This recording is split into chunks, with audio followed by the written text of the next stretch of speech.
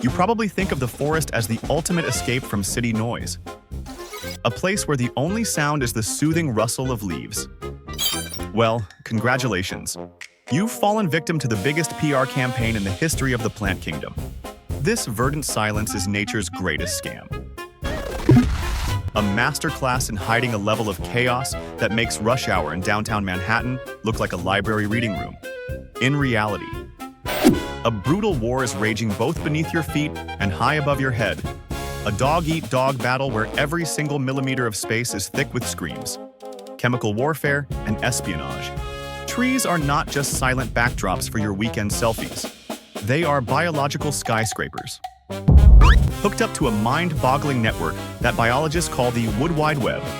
The second a caterpillar takes its first tiny nibble of an oak leaf, the plant triggers an instant emergency broadcast. It pumps volatile organic compounds into the air, the forest equivalent of a push notification. The neighbors get the alert. Warning, pest detected. Activate defense protocols. Right on cue, the surrounding trees start pumping their leaves full of tannins, turning lush green foliage into a bitter, inedible poison. This isn't just a reflex. It's a full-blown survival strategy that demands lightning-fast communication. While we peacefully munch on sandwiches in a clearing, the underground mycelium is hard at work, acting like a fiber optic cable. Through symbiotic connections, trees swap sugars, water, and even intel on insect attacks. The ancient giants, which foresters call mother trees, literally feed the young saplings struggling in the shade, sharing resources through their root systems. This isn't charity. It's a smart investment in the future of the community. There is no peace, no passivity here, just an endless stream of data and a relentless struggle for sunlight, which is valued higher than Bitcoin at its absolute peak. If we could tune our hearing to the frequency of chemical signals, the forest would turn into a deafening roar of endless chatter. We don't hear it only because evolution didn't equip us with the necessary software to decode these messages. We see a frozen picture, mistaking the lack of visible movement for silence. But right now, as you breathe in that fresh forest air, you're inhaling a cocktail of pheromones, warnings, and chemical weapons. If trees are screaming in pain and rage, why do we keep treating them as silent extras? The answer is simple. We are too used to trusting our eyes, ignoring what's happening right under our noses. Nature isn't silent. She is just speaking a language we haven't bothered to learn yet. Next time you step into a grove, remember, you aren't visiting a haven of silence. You are standing in the heart of a loud, ruthless, and incredibly high-tech metropolis where every plant is an active node in a global survival network. And what if tomorrow, this network decides that we are just static on their airwaves? Imagine that the trees in the forest aren't silent background extras, but users of a massive social network, one with no wires or servers, but powered by something much stronger.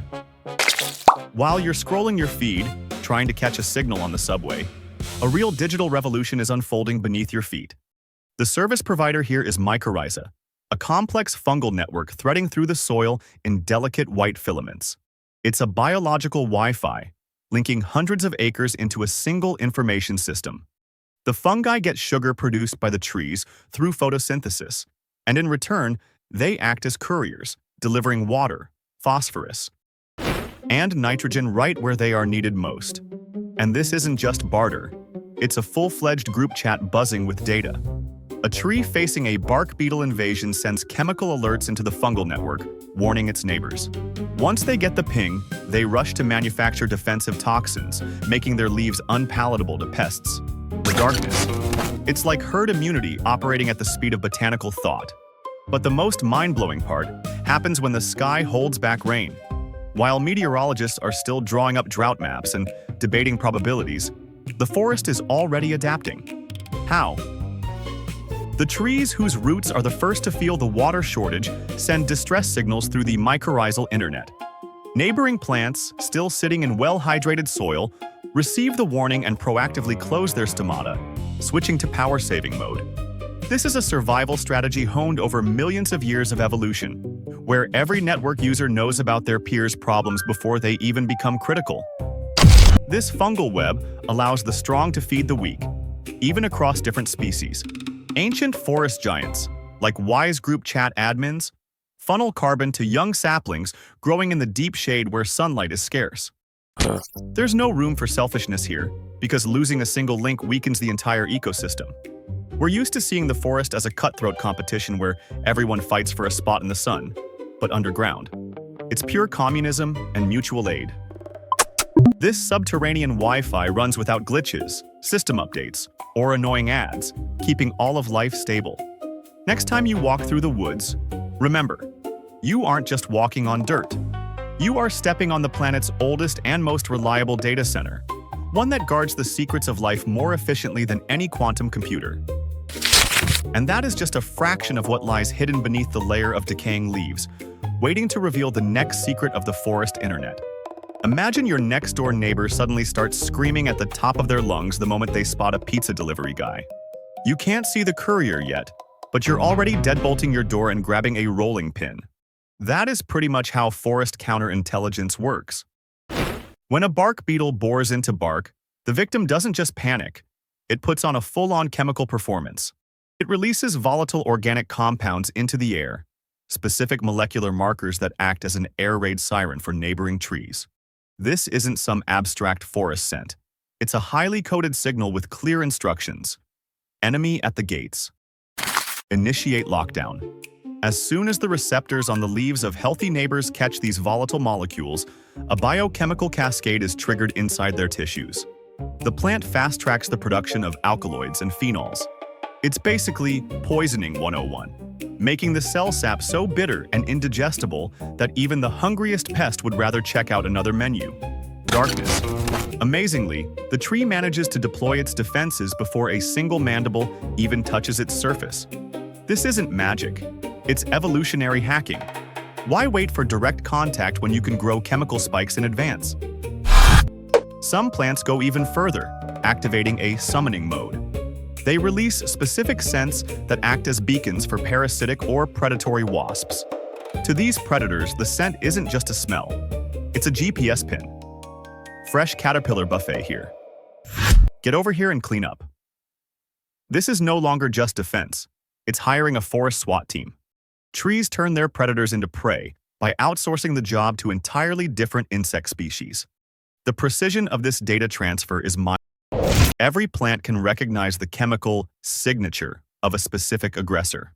A caterpillar's saliva contains unique proteins that the tree identifies instantly. The response is always highly targeted. One cocktail of toxins for beetles, an entirely different blend for aphids. This is biological software, updated over millions of years without a single system crash.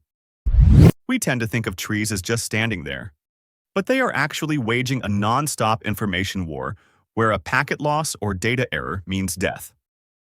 Now, imagine the sheer processing power hidden inside a common raspberry bush, which manages an entire mercenary army without a single CPU, all while you are just trying not to get lost on the trail.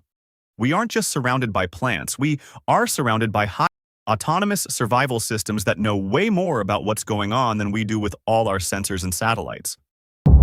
And if trees ever decide to change their tactics, we probably won't even realize how they outplayed us. Realizing that every tree is not just a soulless resource, but a full member of an intelligent community, flips our entire worldview upside down. We've been treating the forest like a lumber yard or a recreational backdrop, but the facts hit hard. We are looking at a complex social structure.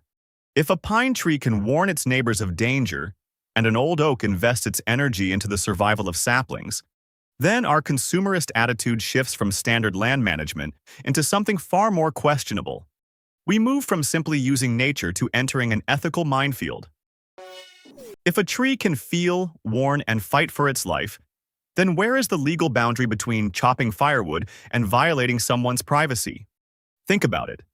If we discovered this level of communication in animals, animal rights laws would be drafted overnight.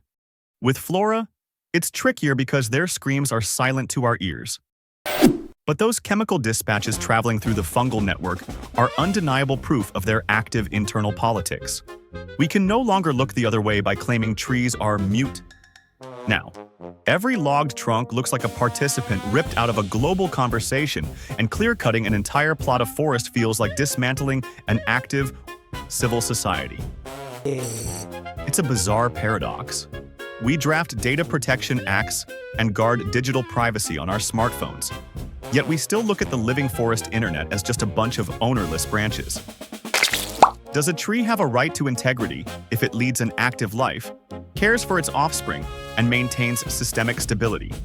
If the forest is a sentient community, then in the eyes of the ecosystem, a logger's status shifts from an industry worker to a disturber of the peace.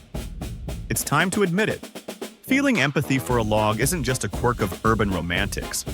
It's the logical conclusion of our scientific enlightenment. We've stopped viewing the planet as a silent stage and started seeing it as a living partner. But are we ready to face our mistakes and rewrite the rules of the game, transforming nature from an object of exploitation into a legal subject? The answer lies in the silence we have finally learned to truly hear. And in that silence, you can clearly make out the whisper of future lawsuits filed by nature itself.